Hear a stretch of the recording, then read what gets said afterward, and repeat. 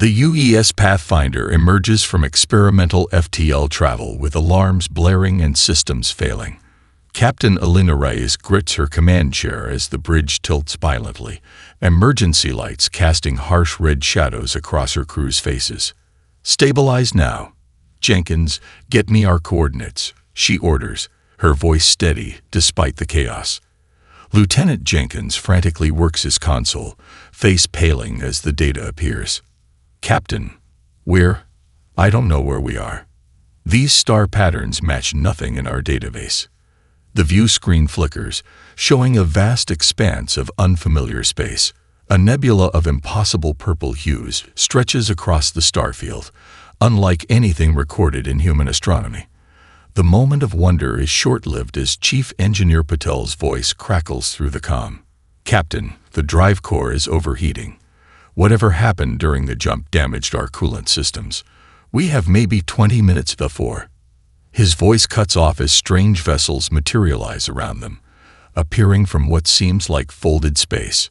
Sleek, crystalline ships with no visible propulsion systems surround the Pathfinder in perfect formation.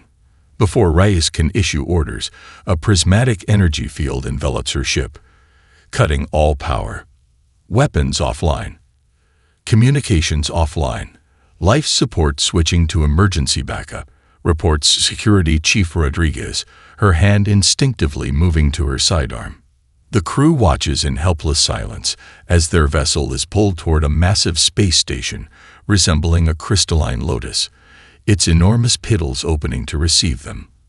The structure dwarfs anything humanity has ever built, its scale suggesting an engineering capacity centuries beyond Earth's capabilities.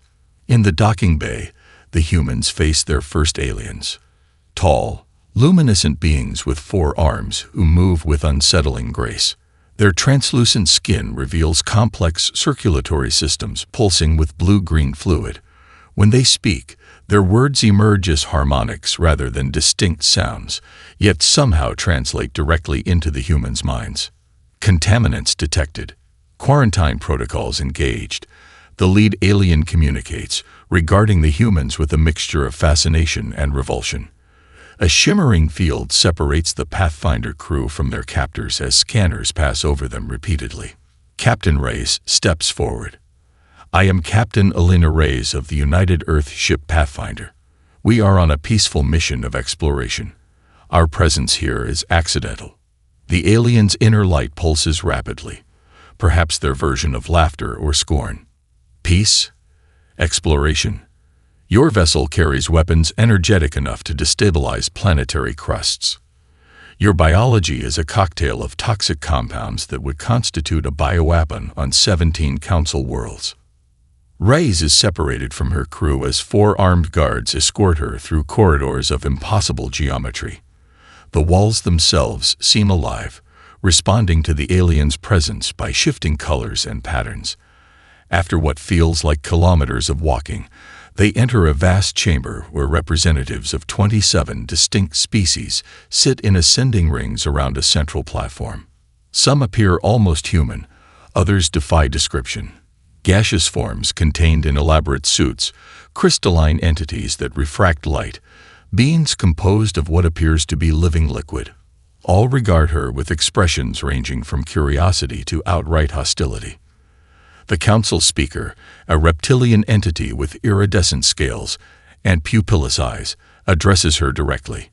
"You invade sovereign territory, bring your contaminated biology into our sanitized sectors, and yet show no fear. Explain yourself, human." The chamber falls silent as Reyes realizes humanity's first contact isn't a diplomatic meeting. It's an interrogation where they stand accused of invasion. Whatever she says next will shape the future relationship between humanity and this vast, unknown galactic society. The weight of entire civilizations rests on her shoulders as she steps forward to speak. The council chamber transforms into a vast amphitheater as news of the human invasion spreads across the Confederacy. Holographic viewers materialize throughout the room, showing billions of alien faces watching from thousands of worlds. Captain Reyes stands alone on the central platform, her orange jumpsuit deliberately garish against the chamber's muted crystalline tones. "For the benefit of all Confederacy citizens," announces the council speaker, voice resonating through the chamber, "we present evidence of humanity's nature." Massive screens materialize, displaying Earth's history in brutal montage. World wars with soldiers dying in muddy trenches, nuclear explosions blooming over cities, forests burning, oceans choked with waste. The images shift to humanity's space endeavors, which the Council narrates as aggressive territorial expansion. "This evidence," continues the speaker, "demonstrates the clear danger these creatures pose to our 5 millennia of galactic peace." Whispers ripple through the audience as Reyes notices something peculiar. The council seems genuinely afraid, not just indignant. When finally permitted to speak, she straightens her shoulders. "You call us violent," she begins, voice steady despite the multitude of alien eyes upon her. "Yet you captured an exploration vessel without warning or attempt at communication." She taps her wrist device, surprising the council as it still functions despite their containment protocols. The Pathfinder's mission parameters project before them. Star mapping, xenobiology studies, first contact protocols emphasizing non-interference. "We didn't know you existed," she continues. "How can one invade territory they don't know is claimed?" Meanwhile, in the detention block, Lieutenant Marcus Dawson discovers something unexpected. The ship's AI, has established limited access to the station's systems through compatibility protocols the aliens never thought to block. These beings evolved in a fully digital environment. AI's voice whispers through Dawson's earpiece. "They've never encountered a hybrid analog-digital system like mine. I'm functionally invisible to their security." This revelation is interrupted when the station shudders violently. Emergency lights flash as automated announcements blare in harmonics. Through Araya's translation, Dawson learns they're passing through an asteroid field, and the station's gravity generators have malfunctioned. Suddenly weightless, the detention block erupts into chaos. The 4 armed guards, clearly untrained for zero-gravity conditions, flail helplessly. A section of ceiling paneling breaks loose, hurtling toward a cluster of smaller aliens huddled in terror. Without hesitation, Dawson pushes off the wall, intercepting the debris with his body. The impact cracks 3 ribs, but he manages to deflect the panel away from the aliens. Around him, other human crew members similarly react, forming human chains to retrieve floating objects, creating makeshift tethers from clothing, organizing the panicked aliens into safer positions. Commander Chirac of Station Security watches through surveillance feeds, mandibles clicking in disbelief. "They were trained for this?" he asks his aide. "No," comes the response as they observe Engineer Patel splinting an alien's broken limb using materials improvised from his own uniform. "They're just adapting." Back in the council chamber, now also in zero gravity, Rice continues her defense while floating perfectly still, her space training evident as council members struggle to maintain dignity while drifting awkwardly. "Judge us not by our past, but by our actions now," she argues, redirecting their attention to live feeds from the detention block, where her crew assists their captors. "We explore because we seek to improve, to learn, to grow beyond our violent beginnings." The primary gravity returns with a jolt, sending unprepared council members tumbling. Rise lands gracefully on her feet, meeting the speaker's compound eyes directly. "You call us primitive. Perhaps in technology, yes. But sometimes the simplest solutions require the most courage." A murmur runs through the watching billions. For the first time since the trial began, the council speaker appears uncertain. Chief Scientist Vorthal's laboratory hums with activity as holographic displays project the results of human biological scans. The slender, 6-digited alien gestures fluidly, enlarging cellular images that pulse with unfamiliar rhythms. "Impossible," he mutters, his translucent skin flushing cerulean with excitement. "Their cellular repair rate exceeds anything in our databases. 5 human crew members volunteered for testing, hoping to demonstrate goodwill. They now sit on examination platforms, watching with curiosity as bewildered alien scientists circle them, instruments chirping with readings. Ensign Maria Chen flexes her arm where a tissue sample was taken minutes ago. The wound has already sealed, leaving only a faint pink line. A researcher notices and hurriedly records the observation, antennae twitching rapidly. Their endocrine system produces chemicals that would qualify as Class 3 narcotics on most Council worlds, Vorthal reports to his colleagues, inside their own bodies. Constantly. The lead medical officer, a gelatinous being named Dr. Ixlana, undulates anxiously. The gravitational force of their homeworld alone would crush most Council species. How do they function under such pressure? Vorthal approaches Lieutenant Dawson, scanning the human's chest where broken ribs from the gravity incident are already knitting together. Your species evolved in radiation levels we consider hazardous. Your atmospheric composition contains elements toxic to 80% of spacefaring races. Your biology is practically a weapon. Dawson shrugs, unaware of how this casual movement sends ripples of alarm through the observing scientists. Earth is just home to us. We never thought of it as harsh. In another section of the laboratory, Security Chief Rodriguez demonstrates human physical capabilities at the alien's request. She performs basic calisthenics, push-ups, pull-ups, sprints, while sensors record her every movement.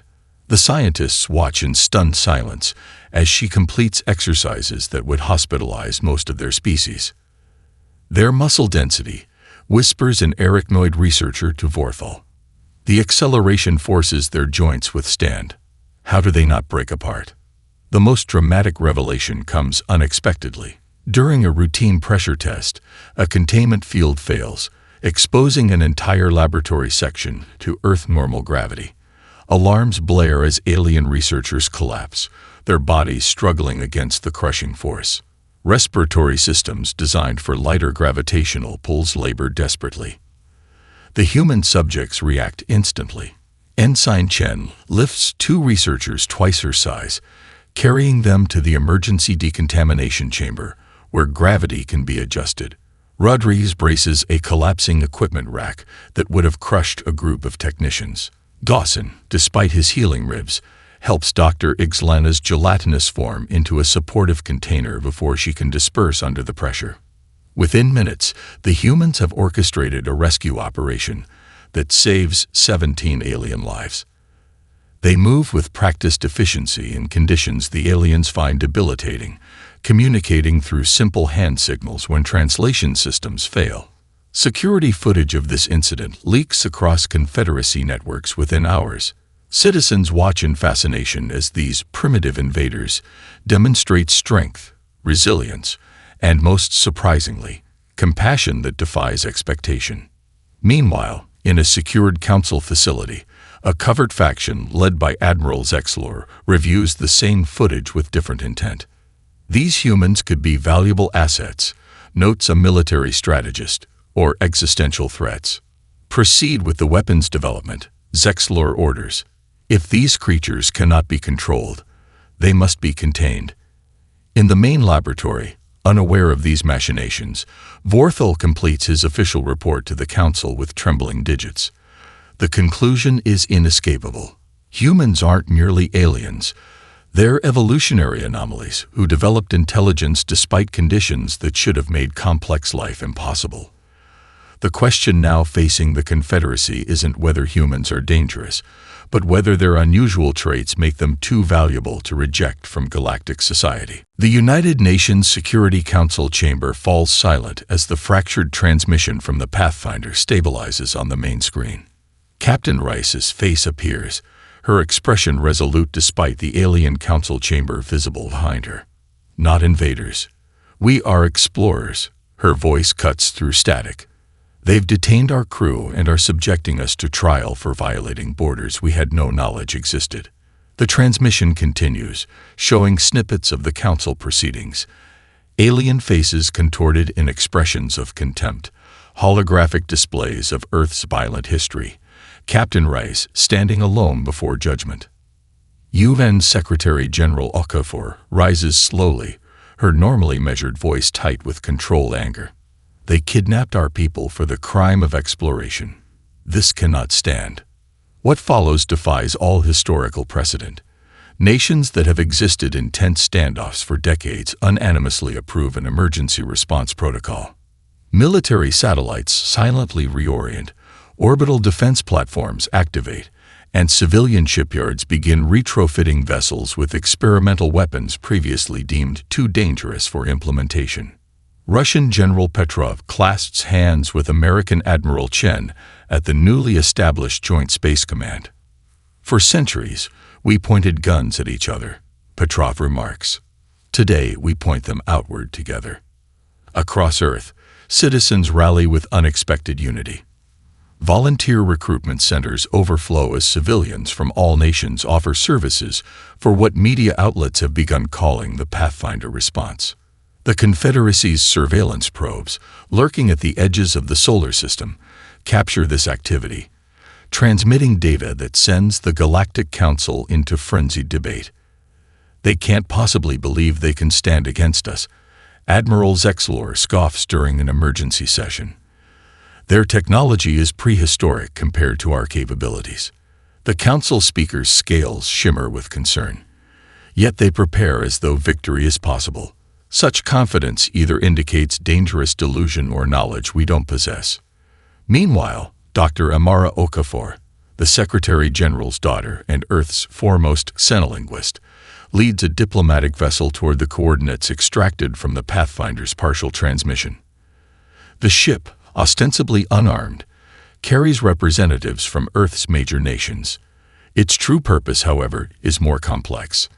In the vessel's secure communications room, Dr. Okafor receives a message from Araya, the Pathfinder's AI, that has been quietly gathering intelligence from within Confederacy systems. The Council's defensive grid has 7 critical vulnerabilities, Araya reports. Their unified military theory hasn't accounted for asymmetrical warfare strategies in over 4,000 years. They expect submission, not resistance. Dr. Okafor studies the technical specifications ARIA has transmitted. Have they detected your presence in their systems? Negative. Their cybersecurity architecture anticipates attacks from known entities. My operating principles remain outside their conceptual framework. The diplomatic vessel approaches the massive council station, broadcasting on all frequencies. We come seeking peaceful resolution, but we will not abandon our people. What the council fails to initially notice, but their technical specialists soon report with growing alarm, is that the human diplomatic vessel incorporates subtle modifications absent from the Pathfinder. Certain hull components use alloys that shouldn't be possible with Earth's known technology level. The propulsion system employs principles eerily similar to Confederacy designs. Impossible, whispers the Council's intelligence director, a shadow-dwelling being rarely seen in public chambers. They've reverse-engineered our technology from the limited data transmitted by the Pathfinder. In weeks, not years, weeks.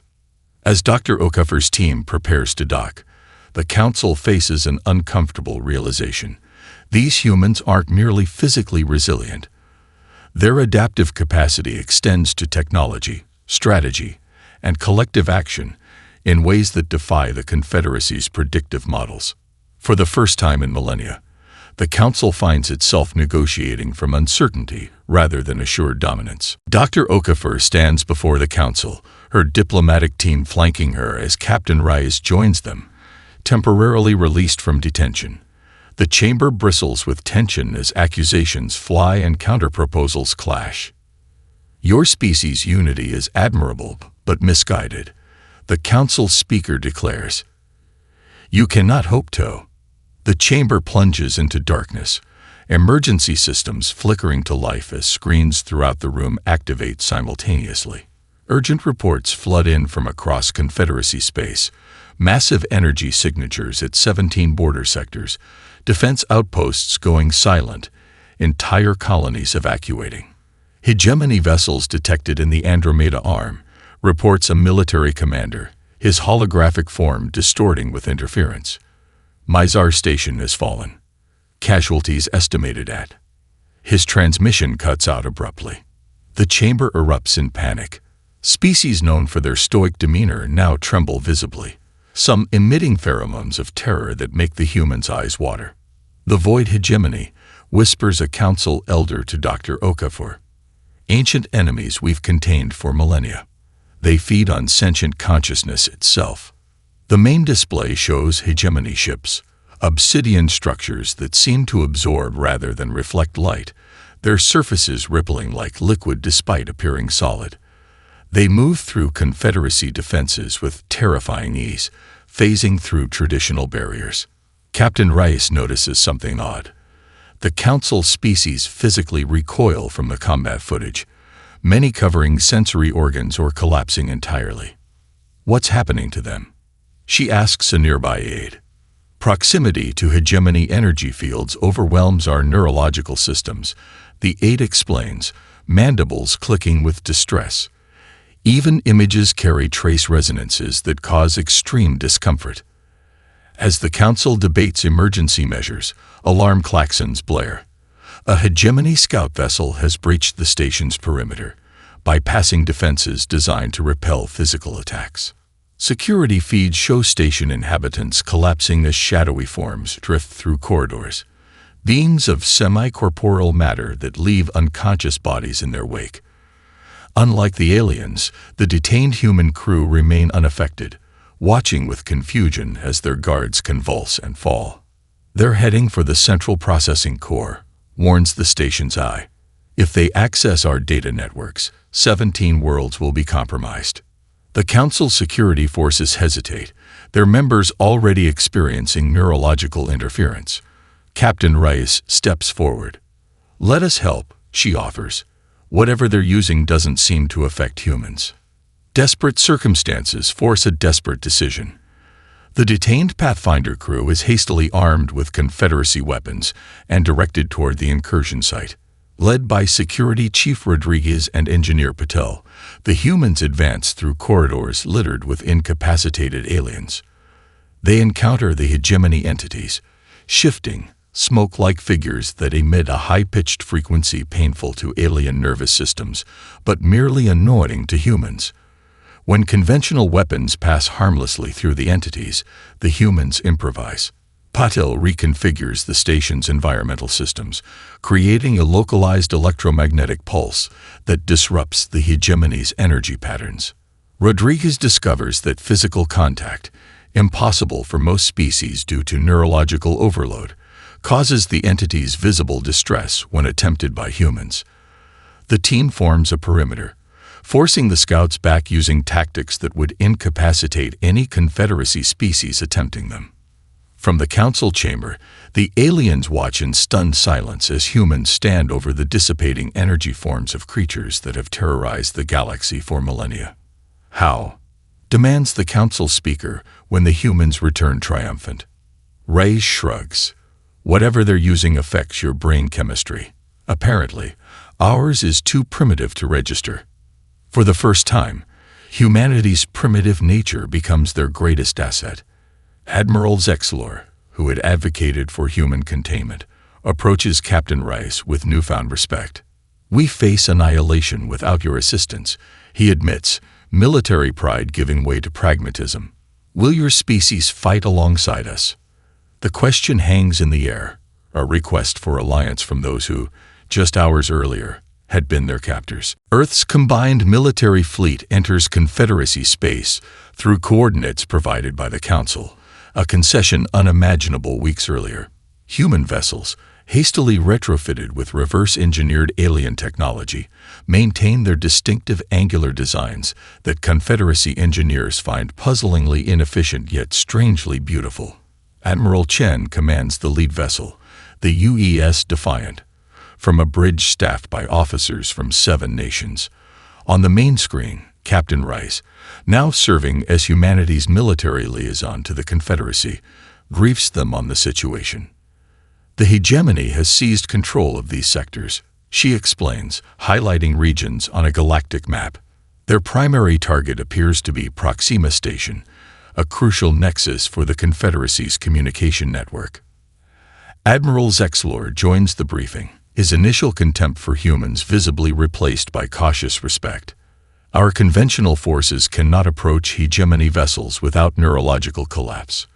Your immunity to their psychic fields makes you our only viable defense option. What surprises the Confederacy isn't just humanity's willingness to fight, but their enthusiasm. Recruitment centers across Earth overflow with volunteers. When the aliens expect hesitation from these primitive beings, they instead witness thousands eagerly joining what seems like a suicide mission against an enemy they barely understand.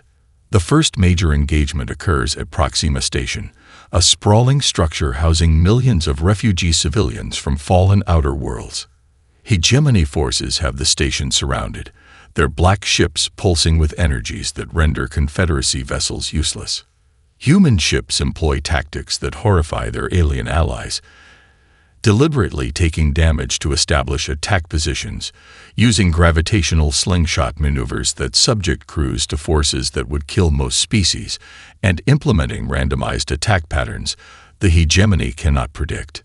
They're flying directly into the hegemony's energy field, exclaims a Confederacy observer as Lieutenant Jenkins pilots his fighter squadron through a gap in the enemy formation. The humans call it threading the needle, explains an aide. They're exploiting weaknesses too small for our targeting systems to utilize.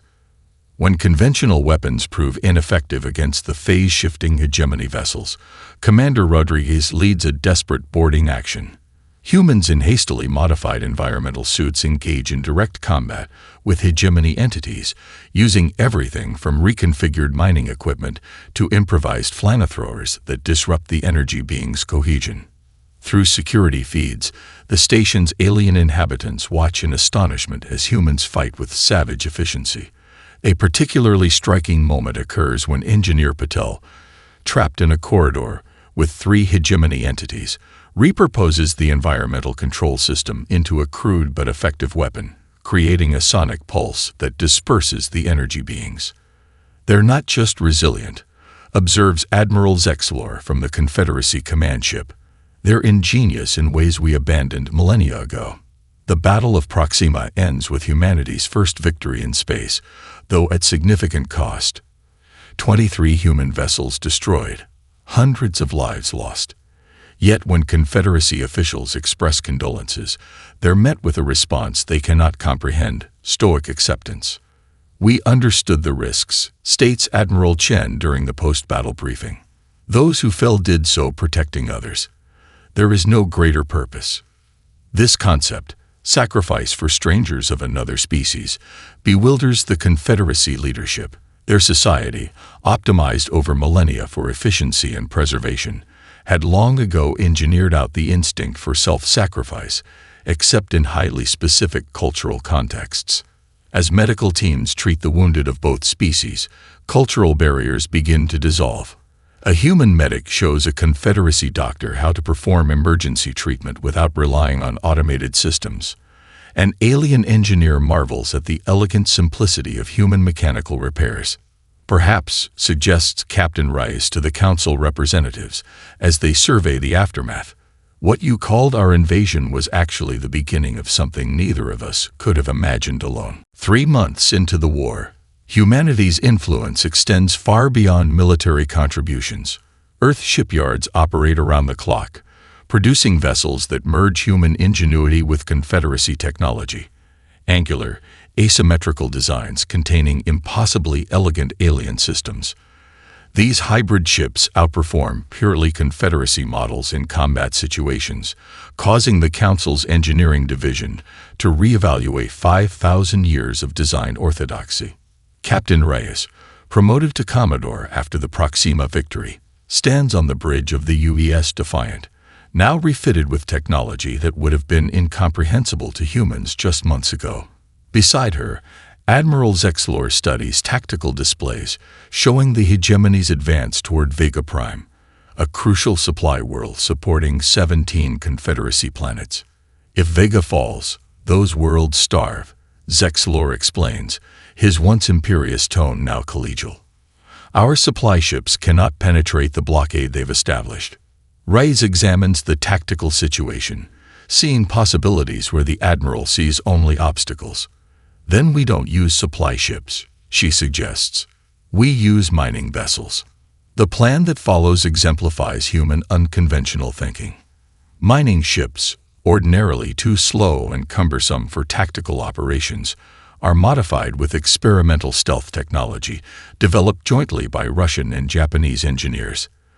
Their massive cargo bays, designed to transport ore, now carry critical supplies for the besieged worlds. Lieutenant Dawson leads the mission, guiding a convoy of 30 mining vessels through sensor gaps the Confederacy would have considered too small to navigate. The operation succeeds not through superior firepower, but through audacity. The hegemony never anticipates an approach vector their models deem suicidally reckless. What makes this victory significant isn't just the military success, but the psychological impact. When human crews deliver supplies to the desperate Confederacy worlds, they bring something the aliens find even more valuable than material goods: hope. Surveillance footage from Vega Prime spreads across Confederacy networks. Humans teaching aliens to sing battle songs during bombardments, organizing improvised celebrations after victories, sharing food preparations from Earth that stimulate alien palates in novel ways. Most shocking to Confederacy cultural experts, humans joke during firefights, using humor to combat fear in ways the aliens had never conceived. They laugh in the face of death, reports a bewildered synapsepsychologist to the Council, and somehow it makes them more effective. When the hegemony launches a devastating psychological warfare campaign targeting Confederacy communication networks, it fails spectacularly. Humans have taught their allies to use humor as a defense mechanism against terror. Confederacy citizens share altered hegemony propaganda with added comedic elements, undermining the enemy's ability to instill panic. Meanwhile, in a secure research facility orbiting Saturn, Dr. Okafor leads a joint human Confederacy team studying captured hegemony technology. Engineer Patel notices something unexpected while running sound tests near a contained energy fragment. The entity is destabilizing. He observes as certain frequencies play through the laboratory speakers. Further investigation reveals a stunning vulnerability. Hegemony energy beings are disrupted by specific acoustic patterns, particularly human percussion rhythms. It's the complexity and unpredictability, explains a Confederacy physicist after analyzing thousands of music samples. Your species produces sound patterns that create destructive interference in their energy matrices. This discovery leads to the development of sound bombs, devices that broadcast specific Earth musical compositions at frequencies that disperse hegemony entities. In an ironic twist, humanity's oldest art form becomes their most effective weapon against an enemy that exists as pure energy. As the war progresses, cultural exchange deepens. Confederacy citizens begin adopting human behaviors, expressions, and even physical gestures. A Confederacy commander shakes hands with a human counterpart, a physical contact once considered contaminating now embraced as symbolic of trust. We're not just winning battles, Commodore Reyes observes to Dr. Okafor as they watch humans and aliens working seamlessly together. We're creating something entirely new. The hegemony, encountering resistance unlike anything in their millennia of conquests, begins to retreat from key sectors. For the first time, victory seems possible, not through the Confederacy's technological superiority, but through humanity's unpredictable nature. 1 year after the accidental crossing of the Pathfinder into Confederacy space, the combined human Confederacy fleet approaches the hegemony's primary nexus, a massive structure orbiting a collapsed neutron star that serves as the energy being's central consciousness hub. The culmination of the war rests on this final assault. Commodore Reyes, now Admiral, stands on the bridge of the UES Unity, a vessel unlike any before it. Human creativity and courage embodied in ship form, enhanced by the most advanced Confederacy systems. Her crew represents both humanity and 17 Confederacy species working in seamless coordination that would have seemed impossible a year ago. All ships report ready, Admiral, announces Lieutenant Commander Jenkins, his uniform now bearing both Earth and Confederacy insignia. Beside him stands Commander Chirac, the security officer who once guarded human invaders and now serves as Chief Tactical Officer in the Joint Fleet. The transformation in their relationship mirrors the broader shift between the species, from suspicion to mutual respect. The assault employs strategies no Confederacy commander would have conceived alone. Rather than the traditional concentrated attack formation, the fleet fractures into seemingly chaotic patterns, approaches from vectors the hegemony's predictive models dismiss as irrational, and employs decoy ships programmed with randomized behavior patterns based on Earth wildlife movements. When the hegemony adapts to counter these tactics, humans respond with immediate improvisation rather than following contingency protocols, a flexibility that continues to bewilder and impress their alien allies. The final push into the Nexus relies on a uniquely human solution. While Confederacy engineers developed increasingly complex technological weapons, Engineer Patel created a surprisingly simple alternative, amplifying the sound-based weakness through massive speakers mounted on sacrificial drum ships that broadcast Earth's most rhythmically complex music directly into the hegemony's energy matrices. As the Nexus begins to destabilize, the hegemony's central consciousness initiates an unprecedented action. It requests communication. In the aftermath of victory, the Galactic Council convenes its most significant session in 10,000 years. The chamber, once a forum for enforcing ancient traditions, now buzzes with innovations. Admiral Reyes, standing where she once stood as a prisoner, addresses an assembly that includes both Confederacy species and a delegation from Earth. "We came together by accident," she begins, her voice carrying through a chamber designed to amplify alien harmonics, yet perfectly suited to human speech. "We remain together by choice." The ancient border protocols are formally revised, with Earth acknowledged as a full-member world with special status as the Confederacy's primary defense partner. The term invasion has been quietly removed from all official records of the Pathfinder incident, replaced with first contact. Most remarkably, when a hegemony diplomatic envoy arrives seeking peace terms, they specifically request human negotiators. The semi-corporeal ambassador's translated message ripples through the council chamber. "Your species understands both creation and destruction in ways we have forgotten existed. We feared the Confederacy's technology, but respect your unpredictability." The ceremony concluding the new Galactic Charter becomes a watershed moment in interstellar history. The treaty, written in multiple languages including Earth Standard, establishes frameworks for cultural exchange as important as technological cooperation. Admiral Reyes, accepting the Confederacy's highest honor beside Dr. Okafor and Engineer Patel, addresses the assembly. "We didn't seek to invade your territory. We sought to explore the unknown. That spirit of exploration saved us all." The final scene unfolds at the newly established Pathfinder Academy, where human children learn alongside young aliens from across the Confederacy. In the grand entrance hall stands a monument, a perfect replica of the UES Pathfinder, the accidental invader whose journey transformed galactic civilization. Beneath it, an inscription reads in dozens of languages. "The greatest discoveries often begin with a single step in the wrong direction."